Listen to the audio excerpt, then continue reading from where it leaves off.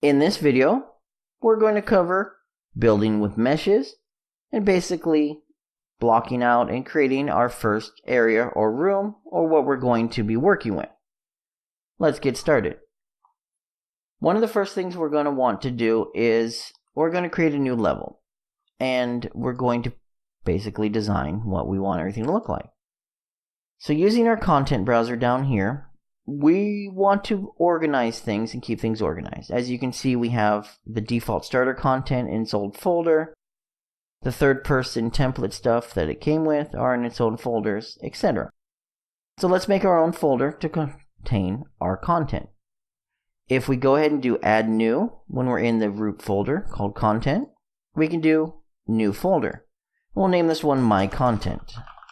You can of course name this whatever you feel like. I'd like to name it mine because it is mine. We can navigate to my content, and let's go ahead and create our new level. At the top of our screen we have file and we have our different options, and we're going to do new level. New level will present you with a few different template types. We have our default, which I did not mean to click on. Let's try this again. New level. Our default, which is kind of nice because it comes with a sky and a default platform build. So we have a starting point. A VR level for playing with VR, and then an empty level, which is exactly that. It's empty. Since our scene is going to be a building with some outside, let's go ahead and use our default.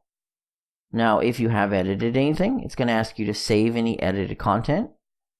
We don't really care about the changes we did when we were learning, so we're going to go ahead and don't save. And now we have our new scene.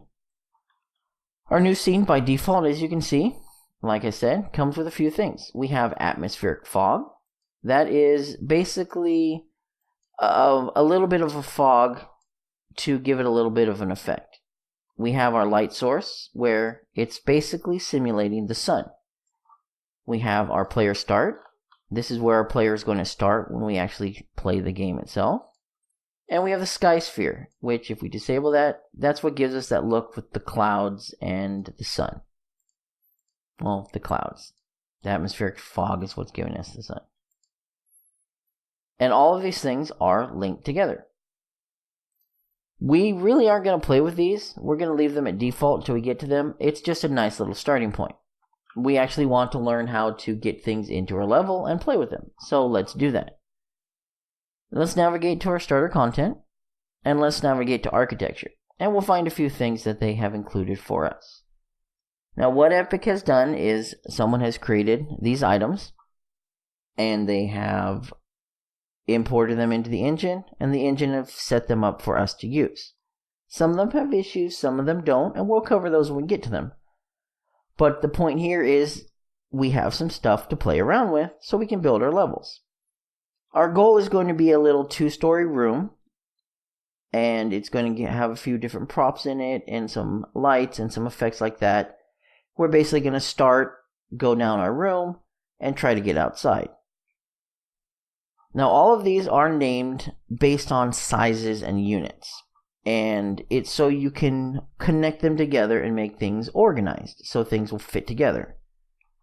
For example, if I was to take this wall right here that says wall 400 by 400, I can click and drag it into my scene. You'll see it drop into my scene. If I was to do the same with the one next to it, 400 by 300, and drop it in the scene, and I'll navigate around, you'll notice the slight difference. Well, they're named appropriately based on their size. This one is 400 across by 300 vertical, and the other one is 400 across by 400 vertical. For our examples, we're going to be using the 400 by 300 series. When we have, from the looks of it, a wall, a door, a window, and I think that's it. I think there's 3 of them. Yeah, so we have a wall, a door, and a wall window. And we're going to go ahead and build everything out of that. Let's use this as our floor. Well, it's a floor, so why not? Let's add in a few walls. We'll do this by dragging one in, and we have a wall. I'll see when I drag the right one in. I think I dragged the wrong one in. So we'll go and collect it and delete it, and we'll drag a 400 by 300 in. There we go. Now I have a 400 by 300 wall in. We need to learn how to do stuff with this. Let's say this is not in the right spot. What do? Do I delete it and then drag another one in? And then, okay, there's the right spot. Then I drag another one in and hope I get it to the right spot, which I didn't. So what do I do now? Do I delete it and drag another one in and try again? Let's see. Oh, see, that's hard. Now I can't navigate. And nope, I didn't do that one. I don't even know where it went to. I don't even think it placed. Okay, that would be a little bit annoying. So what we can do is we can move, rotate, and scale the items once they're in our scene. Now that is what our little tools here are for. If we click on the item, we'll get access to the gizmo or widget to allow us to manipulate it. If I click on the floor, you'll find it's in the center. If I click on this item, you'll find it's here. That's going to be the pivot point, or wherever the artist decided it wanted the pivot or start location of this item to be. And that's where you're going to manipulate it from. Now let's say we wanted to move this to the left. Well, it's pretty simple. We can select our translate by clicking on it. You'll get our 3 arrows, and then we can move it. The translate tool is pretty cool. It has 3 directions, the red, the blue, and the green. And if you mouse over an arrow, it turns yellow. And that means it will only move in that direction. So let's say we want to slide it left or right. We can click on the red arrow and then drag it left and right. And no matter what I do with the mouse, it's only going to go left or right. I don't have to worry about it going up or down or towards me. If I want to go up or down, I can use the blue one to go up or down. And we can repeat and such. Now, one thing you'll notice is it is basically moving in steps, and it is our snapping that we discussed earlier. By default, we're going to use the default snapping, which is going to be snapping turned on, and 10 for our snap value. And this will make sure everything as we build it, because they're built in units that are equal to 10, 400 by 300, will fit together properly. Now, a couple things here. Let's say you've gone ahead and moved it and you had snapping off. Let's say snapping is off. And we've gone ahead and moved it, and now it's some odd number, and it's not quite snapping properly. There's a few things you can do. We have our detail panels here, where we can change manually. So we know, for example, this should be an even number of 10. And we'll notice here on our Z, because Z's are up or down, our little blue line here, it's 31.4. Well, that's not very good. We can click, type in 30, and hit enter, and now we're back down to 30. Now if we were to move this up and down, we'll notice it's going to snap in properly, assuming I did my math right. And as you can see, 20 it is. You can have positive and negative numbers, and these are also how you can adjust things like the rotation and the scale. Don't worry about the mobility. This is something that's not going to affect us. Let's see if we can go and build and work with our tools. We're going to want to add another one in here. So let's drag another wall in and drop it. And if you notice, let's delete that. Here's my wall in the middle of nothing. And when I get it near another object, like my floor, it's snapping to the floor. And if I get it over here on my other object, you'll notice it'll try to snap to the top. So it's trying to snap to the surface, which is super handy when you build things. Let's use our manipulation tool to move this over. And as you can see, we moved it on the top. You'll notice it is overlapping though. If we were to select both of them, you'll notice we have an issue. We could take this one and move it over. And there we go. Now they are matched together. This gray line right here, this is a shadowing artifact. We will deal with that in a few videos when we work on lighting. For now, you don't have to worry about that. What we care about is making sure that our meshes are lined up properly. Let's make our item 3 by 3. So let's take another wall and drop it in here. And you'll notice we're going to have a little bit of an issue because of our floor isn't really big enough. Let's go and delete this and let's fix our floor. Now our floor is another mesh that was brought in. If we look at our floor itself right here and we go view it and we look at our floor, we're going to find it's 1000 by 1000 by 50. If we look on here, we look about halfway down the pop-up, it says the approximate size. Well, if we are adding in our walls, which are 400, and we need 3 of them, we're going to need at least 1200 from our floor. We're going to have an issue. Let's make our floor bigger. Now, we can't resize the physical size of our floor because it's a mesh. A mesh is something that has a physical size that's brought in, and it's meant, if it's got a scale of 1, it's going to be a fixed size. So we can just go ahead and adjust the scale. We can type it in manually, or we can change to our scaling option here and then scale. Just like our navigation, we have scaling in individual directions. But just like our navigation, we can actually scale in more than one direction.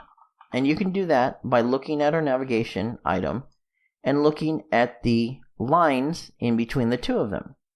For example, we have a green line and a blue line, and if we want to scale between the two, you'll notice very smallly in between this line and this line is a diagonal line that allows us to scale just those two. If we want to scale on the green and the red, there's a line here. And if you notice when I select the line, those two edges light up. If I select here, everything will resize. If I select here, just the green and the red. I only want to resize the green and the red, so I'm going to move my mouse over this, click and drag, and you'll notice my floor now resizes. And it's only resizing along the green and the red. It's not resizing up and down, so we still have the same thickness. So now that I've made it a little bit bigger to play with, we have an actual bigger floor. Let's go ahead and go back into our, let's close that down. We'll go back into our architecture. We'll go back to our wall and we'll drag another wall in. Now, remember, I used the resize and scale the last time I was playing with it. And so it's still showing me scale, so keep that in mind.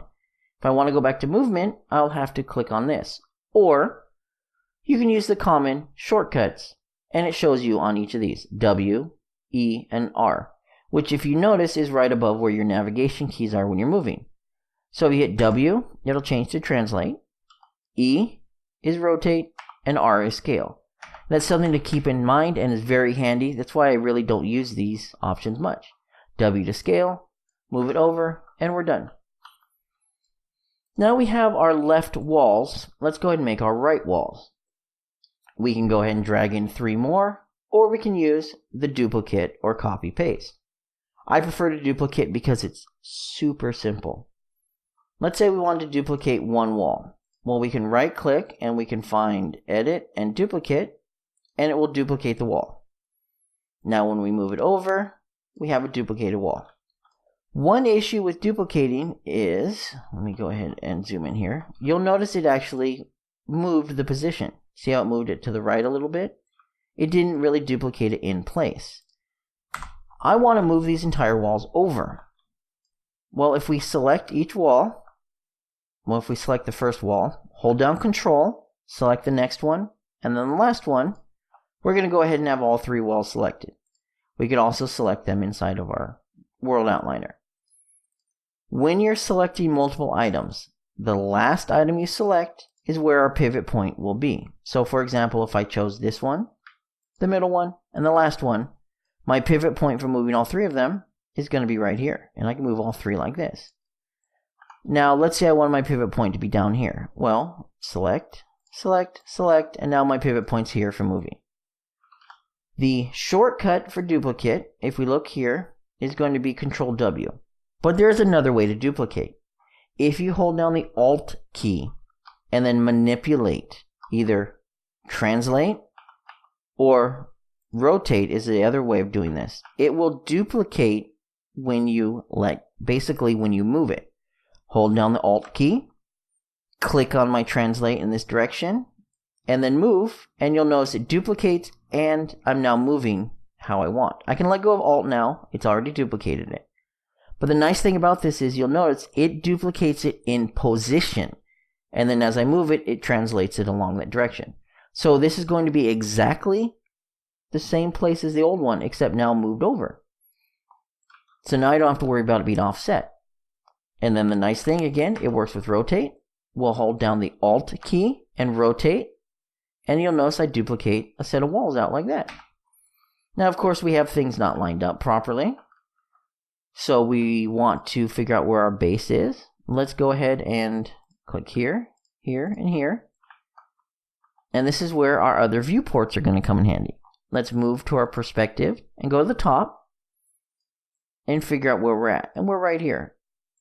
If we take our green, translate, and move down, and then move over, you'll notice we now have a nice edge right here.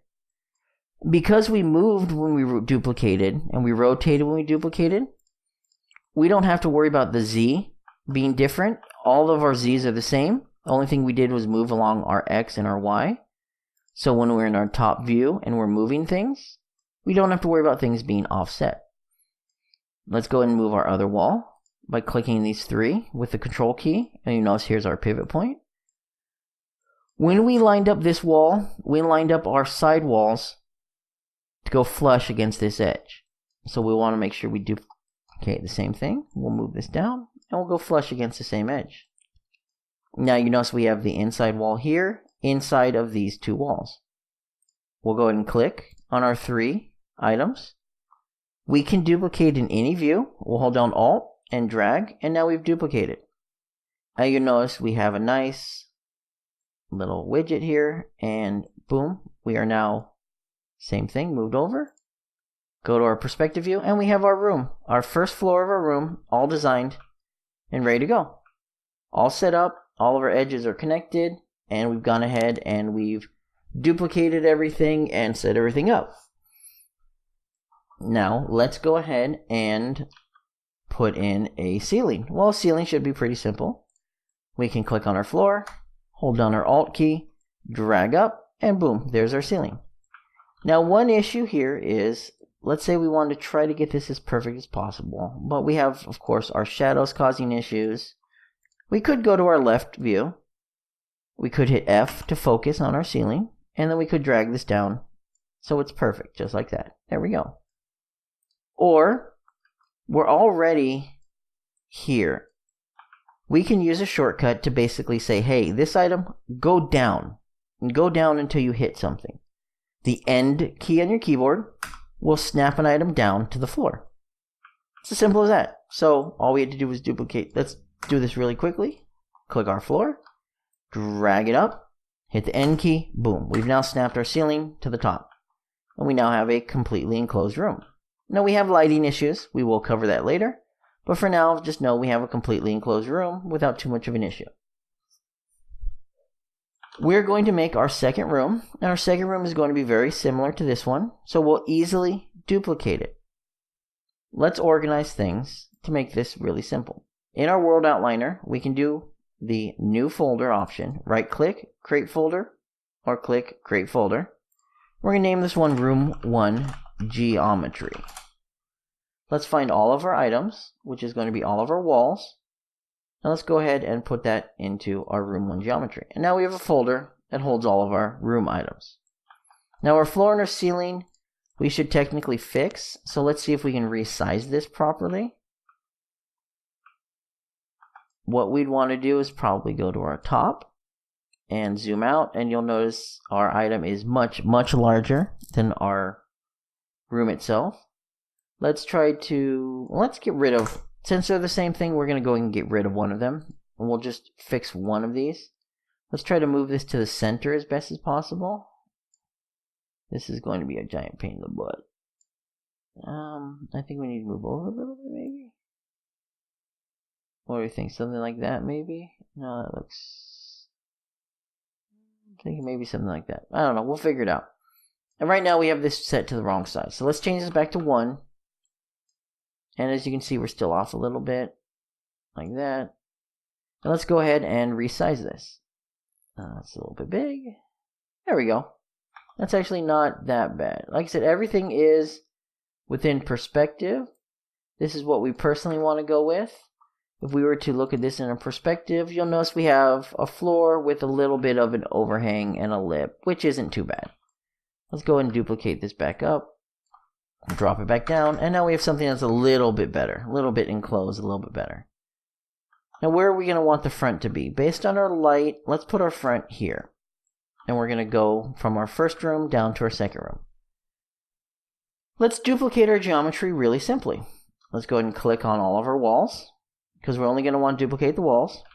Hold down our Alt key, drag out, and boom, we've duplicated the room in its entirety. Let's go ahead and duplicate it once more. We'll hold down the Alt key and go down, and we'll duplicate it down. Now, we have multiple items here. our snapping using the N key is not going to work if we try to snap the top to the bottom. We could snap each individual wall probably, but the entire thing itself, because it doesn't really have a single flat surface, won't snap. So it's something to keep in mind. But for our example, we're not really too worried about it. We're just going to do that. And now we have our second room. Now we do have a slight issue here. We don't need these walls like that. And we probably need that wall. We'll have to adjust this. Let's find out. Let's grab our entire section here. Going to our top view, we can see our two different rooms. We have this room here, and we have this room here. Now the nice thing is when you're in your perspective view, you can use mouse drag to select. This will select this entire area. This will select this entire area. Now you notice with that, we went ahead and we selected all of our geometry here. Now one thing to keep in mind, you're going to grab anything else. We have our sky sphere here. Our sky sphere goes around basically everything, and due to that, we can run into some issues. So when I'm selecting like this, it will select the sky sphere itself. So we might want to, there was an option, I think it's lock. Let me see. Now there is a way of not editing, and I can't remember how to do it, to be honest. I don't really worry about it too much. But that's something to keep in mind when you are selecting things. If you have something that is the entire scene, and our sky sphere is that, you got to make sure that you don't select on accident. So we'll go and select these items. We'll go down to our sky sphere, hold down the control key, and click the sky sphere, and it will unselect it. Now we just have our walls. Let's create a new folder. We'll call this one Room 2 Geometry. And unfortunately put it in the right spot because it's, there we go, up here under there. And then now we have Room 2 Geometry and Room 1 Geometry. Now you may have noticed when I did the Room 2 Geometry folder, it automatically put in everything I had selected. So that's something to keep in mind. Select a bunch of stuff, add a new folder. Anything selected will go into a new folder. Create a new folder containing the current actor's selection. Let's go back into our perspective view, and now we have this entire room selected. Let's go ahead and move it over, try to connect it up like this, and then go ahead and look into any issues we may run into. So we have our two rooms connected. We don't have a ceiling yet. We'll fix that in a second. And we have this kind of a little bit of an overlap. This is pretty simple. We'll just move it over like that. And it's off, as you can see. And that's due to our sizing. So let's delete that, and let's fix our floor. And actually, let's fix our ceiling. We don't need our flare and our ceiling like that. They are wrong. This is the basics of building with our meshes. We have dragged items into our scene. We have manipulated them and moved them. But there are other ways of working with meshes and geometry. You basically can work with what's known as BSP, or I think it's binary space partitioning, something like that. But basically it's drawing your own editable geometry. And we could use that to create a floor and a ceiling that would actually fit of the correct size. We are going to cover that in the next video. But before that, we're going to add a few different things into our scene to fix some of the smaller problems. So one of our first problems is, let's say we go from here, our first room, into our second room. Well, ignoring the no floor and ceiling, which we'll get to soon, we kind of have a wall in the way, right here. What do? Well, the nice thing is, Unreal Engine lets you replace one mesh with another. So what would we want to replace this with? Well, we have a door. We have a wall door 400 by 300. If we are to click on what we want to replace, click on what we want to replace it with, and then right-click in the scene on the item, we have the place and replace options. And the replace and place will default to whatever you have selected. So select my wall with the door, right-click, replace, and boom, we've replaced this actor, which was a solid wall, with a wall that now has a door. One issue you'll notice is it's going to screw with our geometry. That wall is no longer in our folder. Let's go ahead and put that into our room 1 geometry. And there we go. Let's do the same down here. This will be our exit. Wall, wall, replace wall. Done. Okay, well, what else? Let's add a few windows in. We can click here. We'll go with wall window. Replace. We'll go here and we'll, and we'll replace. We'll go over here. Let's see, I have the sun on this side. Yep, let's go ahead and throw in 3 walls this time. We can click on them all. Click here, replace, and then boom, all 3 are replaced. Now we've gone ahead and blocked everything out solidly. Then we added in a door, another door, and a few windows. And of course, you could do that with any of your options, any of your meshes. If you've decided something doesn't quite fit what you want, you can replace it, and it will take the existing properties. Now that we have our basic level laid out here, let's go ahead and move on over to our BSPs so we can learn how to craft our own items and see additional ways to work with our modeling.